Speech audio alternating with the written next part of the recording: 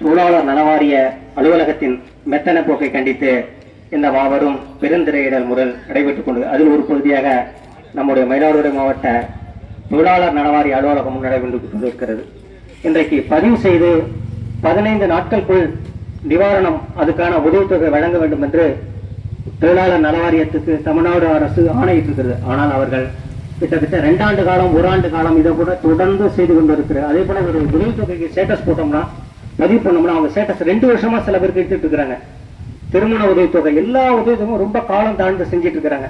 இதெல்லாம் வன்மையாக கண்டிச்சு இந்த தமிழ்நாடு முழுவதும் இந்த ஆர்ப்பாட்டம் நடைபெறும் என்பதை தெரிவித்துக் கொள்கிறேன்.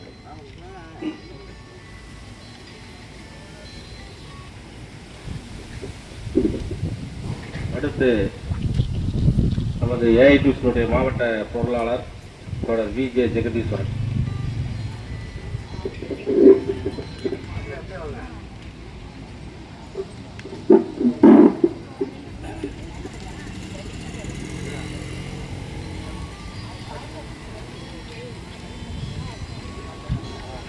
போராட்டத்தில்